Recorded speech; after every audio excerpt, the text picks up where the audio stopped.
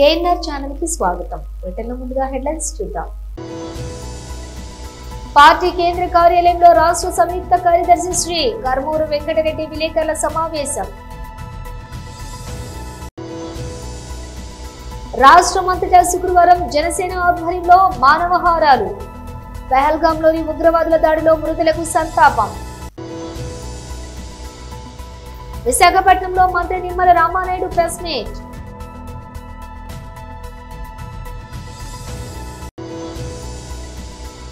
MIM, BRS, Congress పార్టీలు ముస్లిం యువకుల జీవితాలతో ఆడుకుంటున్నారు.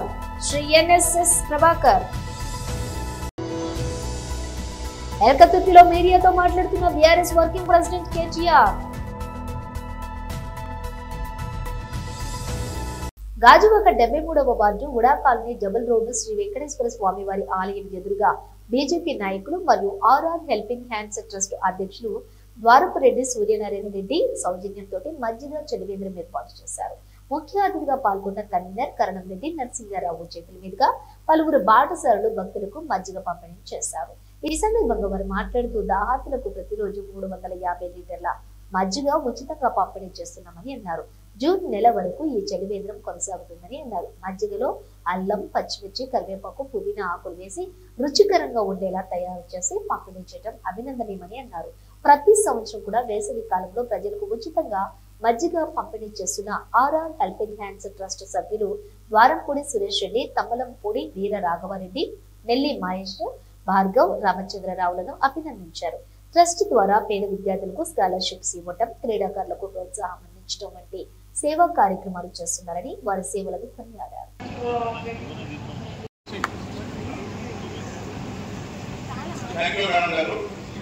యాక్చువల్గా వాస్తవాలను విశ్లేషించుకుంటే ఈ బ్రాండింగ్ మహిళలు అనేవాళ్ళు వచ్చిన విధానంలో భాగంగా కానివ్వండి, ప్రాసెస్ లో ఉన్న కొంచెము టీడీఎస్ విధానాల వల్ల కానివ్వండి, ఫైనాన్సెస్, మార్కెట్ లోన్లు ఒకటే కానివ్వండి వచ్చి ఈ కార్యక్రమానికి చేయడం. మరి మనం పెంచుకున్న పెద్దలందరూ కూడా బిజీగా ఉన్నట్టు షెడ్యూల్స్ లో మంత్రిగా చాలా బిజీగా ఉన్నట్టున్నారు. అందువల్ల మనము ఇక్కడికి వచ్చిన ముందుకు తీసుకెళ్లాలని, ప్రతి మహిళని ఒక సంస్థానాలుగా డెవలప్ చేయాలనే లక్ష్యంతో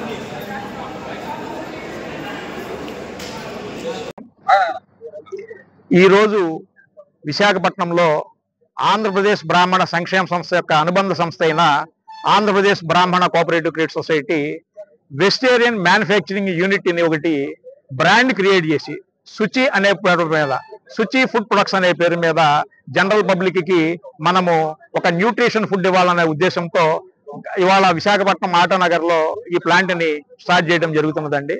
ఆంధ్రప్రదేశ్ బ్రాహ్మణ కోఆపరేటివ్ క్రెడిట్ సొసైటీ అనేది ఒక సహకార ఆర్థిక పరపతి సంస్థ. సుమారుగా గౌరవ ముఖ్యమంత్రి శ్రీ నారా చంద్రబాబు నాయుడు చేతుల మీదుగా 2016లో ప్రారంభించబడి ఈ రోజుకి 200 కోట్ల రూపాయలకి టర్నోవర్ కి చేరుకున్న సంస్థ ఆంధ్రప్రదేశ్ బ్రాహ్మణ cooperative credit society.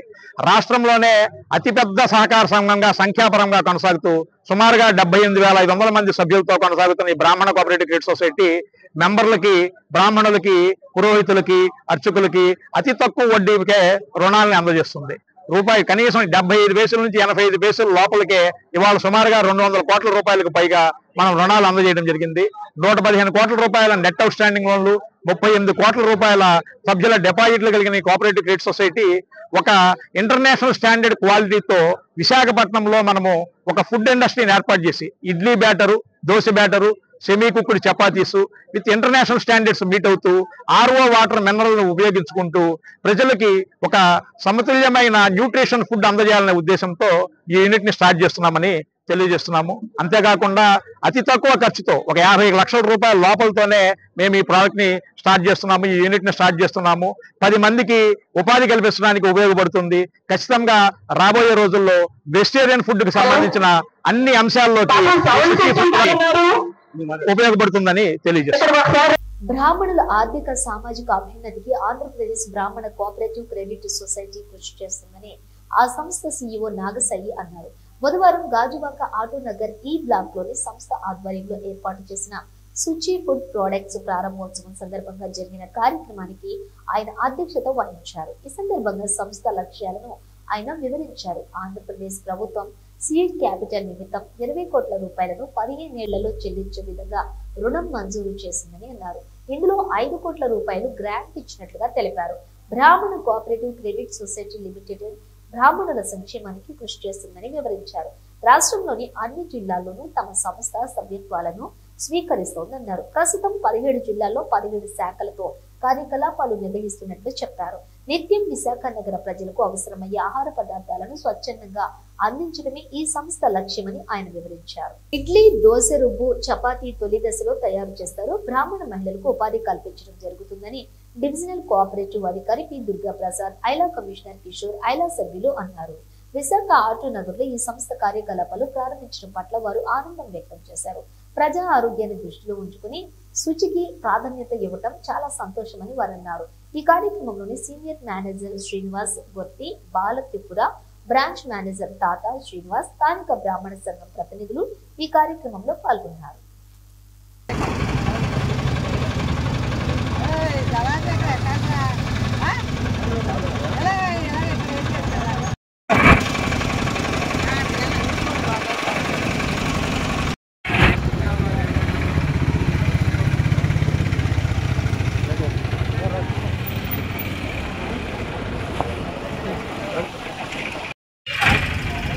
RR Raghavareddy helping hands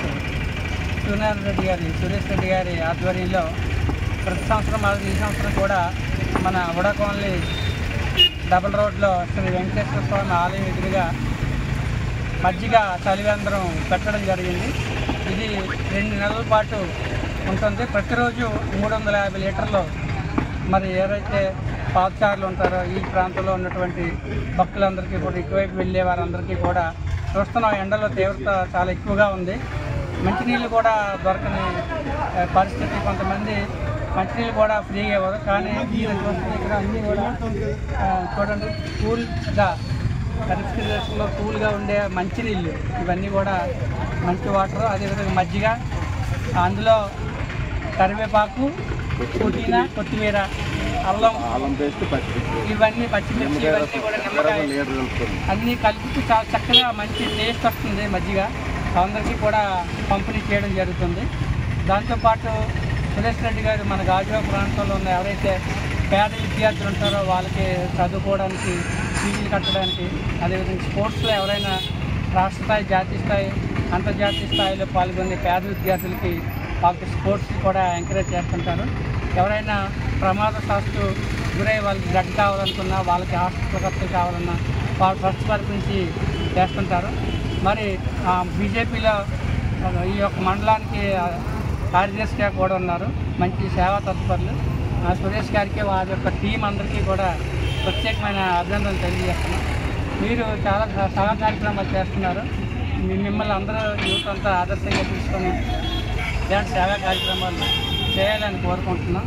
చూస్తున్నాం కంటిన్యూగా అలా ఇక్కడ మొత్తం ఇటు సైడ్ వెళ్ళే వాళ్ళంతా కూడా దాహం తీర్చుకుంటున్నారు. ఇక్కడ చల్లటి మంచి మజ్జిగ పంపిణీ చేస్తున్నందుకు మరొకసారి ఆర్ఆర్ రాఘవరెడ్డి హెల్పింగ్ హ్యాండ్స్ సభ్యులందరికీ సునీల్ గారికి ధన్యవాదాలు. మరి ఈరోజు మేము వచ్చి ప్రారంభించడం జరిగింది. ఉదయం 9 గంటల నుంచి సాయంత్రం 6:30, 7 వరకు కూడా ప్రతిరోజు ఇక్కడ 2 నెలల పాటు పంపిణీ చేసినందుకు మరొకసారి అందరికీ నమస్కారం. అందరికీ నమస్కారం అండి. నా పేరు శ్రీనాథ్ రెడ్డి, రాఘవరెడ్డి హెల్త్. గత 4 సంవత్సరాలుగా ఇక్కడ మజ్జిగ శైలవేంద్రం 2 నెలల పాటు జరిపించడం జరుగుతుందండి.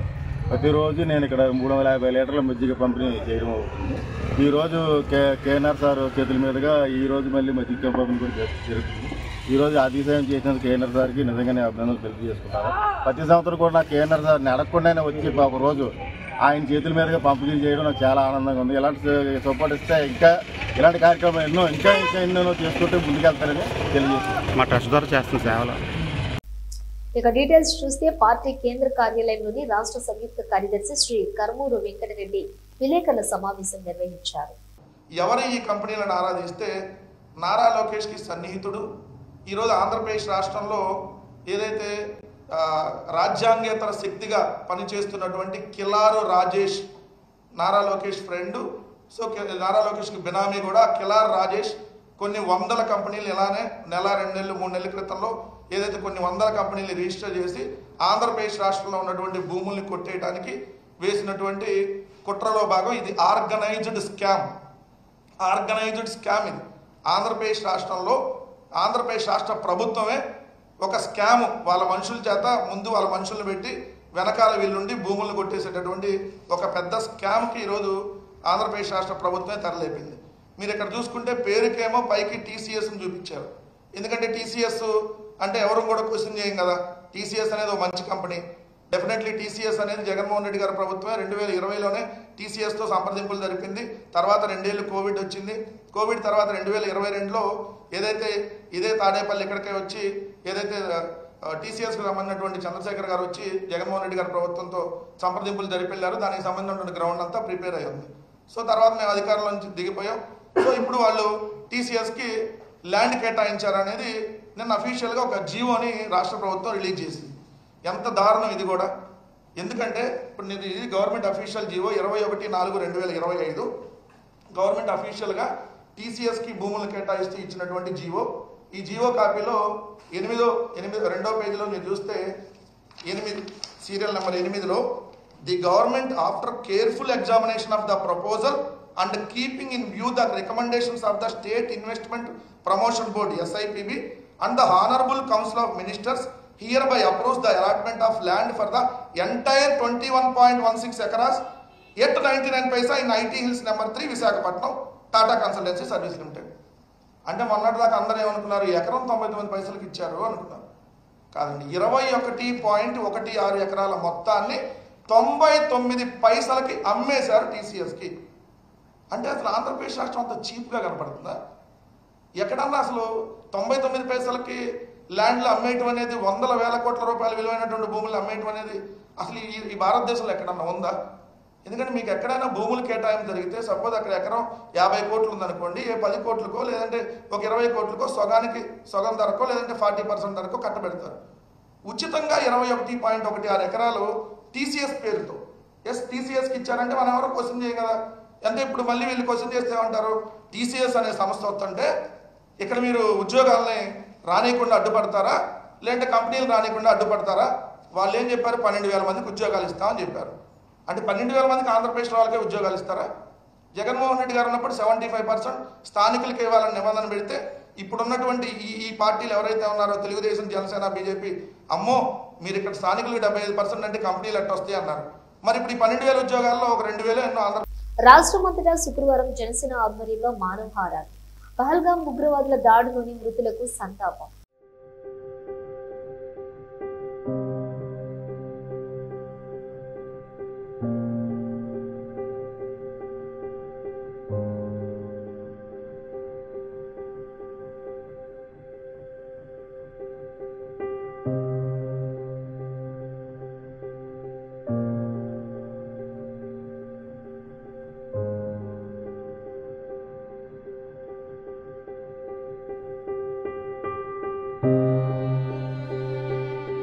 మన దేశానికి ఒక దుర్దినం, ఒక కాళరాత్రి. కాశ్మీర్లోని పెహల్గాంలో 27 మంది అమాయకులను టెర్రరిస్టులు ఊతకోత కోయడం అంటే చాలా దిగ్భ్రాంతికరం, చాలా బాధాకరం. ఈ సమాచారం తెలిసిన వెంటనే గౌరవ డిప్యూటీ సీఎం శ్రీ పవన్ కళ్యాణ్ గారు, జనసేన అధ్యక్షులు వారు చాలా కలత చెందారు, ఆవేదన చెందారు. వెంటనే ఆయన సందేశాన్ని, ఆయన మనసులో ఆవేదనని ట్విట్టర్ ద్వారా వ్యక్తం చేశారు. ఈరోజు ఉదయం పార్టీ నాయకులు శ్రేణులతో మాట్లాడుతూ మనం దేశం కోసం సంఘీభావం తెలపవలసిన సమయం ఇది. 3 రోజుల పాటు జనసేన పార్టీ తరపున సంతాప దినాల్ని పాటించాలని ఆయన ఈ ఉదయం ప్రకటించారు. ఆ మేరకు ఈ ఉదయం పార్టీ కార్యాలయంలో పార్టీ పతాకాన్ని అవనతం చేశాము. సాయంత్రం ఈ ఊచకోతలో అమరులైన వారికి సంతాప సూచకంగా ఈ సాయంత్రం కార్యాలయం దగ్గర క్యాండిల్స్ వెలిగిస్తాము. రాష్ట్ర వ్యాప్తంగా జనసేన కార్యాలయాలు ఎక్కడున్నాయో అన్ని చోట్ల, అన్ని ప్రాంతాల్లోనూ జనసేన నాయకులు, కార్యకర్తల ఇళ్ల మీద కూడా ఈ పార్టీ పతాకాన్ని ఈరోజు అవనతం చేయమని అధ్యక్షుల వారి ఆదేశం. ఆయన ఆదేశాలను పాటిస్తున్నాము. ఈ కార్యక్రమాన్ని ప్రారంభించాము. అదేవిధంగా సాయంత్రం కొవ్వొత్తులు వెలిగించి అమరులైన వారందరికీ నివాళులు తెలియజేస్తాము. రేపటి రోజున ప్రతి కార్యాలయం దగ్గర మా శ్రేణులు సంతాపం వ్యక్తం చేస్తూ మౌనంగా దీక్షలో కూర్చుంటారు. అదేవిధంగా 3వ రోజున రాష్ట్ర వ్యాప్తంగా కొవ్వొత్తుల ప్రదర్శన, మానవహారాలు జరుగుతాయి. రాష్ట్రంలోని ఏదో ఒక నగరంలో, ఎంపిక చేసుకున్న నగరంలో పార్టీ అధ్యక్షుల వారు కూడా ఈ ప్రదర్శనలో చివరి రోజున పాల్గొంటారు. ఈ కార్యక్రమాన్ని ప్రతి ఒక్క జన సైనికుడు పాల్గొని ఈ కార్యక్రమంలో మన దేశానికి, అమరులైన వారికి సంఘీభావం తెలియజేయవలసిందిగా కోరుతున్నాము. ఒక్క జనసేన పార్టీయే కాదు, ఈ దుర్ఘటనను దేశ ప్రజలందరూ, ముఖ్యంగా తెలుగువారందరూ ముక్తకంఠంతో ఖండించాలి. మన బలాన్ని మనం తెలియచేయాలి. బలం మీన్స్ సామరస్యపూర్వకంగా, శాంతియుతంగా, సంఘటితంగా మేమందరం ఒక్కటే. మా మీద ఏది దాడి జరిగినా మేము తీవ్రంగా ప్రతిఘటిస్తామనే ఒక సందేశాన్ని ముష్కరులకు తెలియచేయాలని అధ్యక్షుల వారు తెలియచేశారు. ఈ సందర్భంగా అమరులైన ప్రతి ఒక్కరికి, వారి కుటుంబానికి సంతాపం తెలియజేస్తూ వారికి తీవ్రమైన వారి ఆత్మకు శాంతి కలగాలని ఈ సందర్భంగా ప్రార్థిస్తున్నాము. ఒక్క నిమిషం మౌనం మీ ముందు పాటిస్తున్నాము.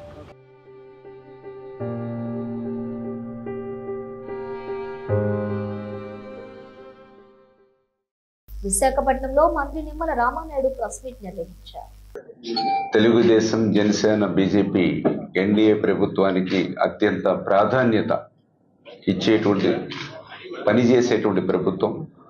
గౌరవ ముఖ్యమంత్రి నారా చంద్రబాబు నాయుడు గారు ఉత్తరాంధ్రకు సంబంధించినటువంటి ఇరిగేషన్ ప్రాజెక్టులు అంశాల వారీగా రివ్యూ చేసుకుని, ఆ ప్రాజెక్టులు ప్రాధాన్యత ప్రకారంగా పూర్తి చేసుకుని ఉత్తరాంధ్ర ప్రజల రుణం తీర్చుకునేటువంటి విధంగా ఆ ఇరిగేషన్ ప్రాజెక్టుల మీద ప్రాధాన్యత ఇవ్వాలని మరి చంద్రబాబు నాయుడు గారు ఇచ్చినటువంటి ఆదేశాల ప్రకారం ఏదైతే విజయనగరం, శ్రీకాకుళం 2 జిల్లాల్లోనూ కూడా పర్యటించి అక్కడ ఉన్నటువంటి అధికారులు, ఇరిగేషన్ డిపార్ట్మెంటు, అదేవిధంగా గౌరవ ప్రజాప్రతినిధులు అందరితోటి కూడా రివ్యూస్ తీసుకుని ఏదైతే ప్రతి ప్రాజెక్టు ఇండివిజువల్కి కూడా ఇన్స్పెక్షన్ అండ్ రివ్యూ చేసుకుని మరి ఒక నోట్ ప్రిపేర్ చేసి ముఖ్యమంత్రి గారి దృష్టిలో పెట్టి ఉత్తరాంధ్రకి ఒక ఉజ్వలమైనటువంటి భవిష్యత్తు ఉండేటువంటి విధంగా ఆ యొక్క సాగునీటి సంఘాన్ని అభివృద్ధి చేయాలనే సంకల్పంతో మరి ఈ యొక్క ప్రభుత్వం పనిచేస్తుందని చెప్పి తెలియజేసుకుంటూ, మరి ఏదైతే ఈ యొక్క 2 రోజుల్లో ఈ ఉత్తరాంధ్ర పర్యటనలో నేను చూస్తూ ఉంటే మరి అధికార మార్పిడి అనేది 2 రకాలుగా కనిపించింది. తెలుగుదేశం అధికారంలోకి వచ్చినప్పుడు అధికార మార్పిడి అనేది అభివృద్ధి వైపు పనిచేస్తే, అదే అధికార మార్పిడి వైసీపీ అధికారంలోకి వస్తే విధ్వంసం వైపు పనిచేసినటువంటి పరిస్థితి. దానికి ఉదాహరణే మన ఉత్తరాంధ్రకు సంబంధించినట్టు కానీ, ఆంధ్రప్రదేశ్ రాష్ట్రంలో కానీ ఇరిగేషన్ కూడా దానికి ఉదాహరణ. ఇరిగేషన్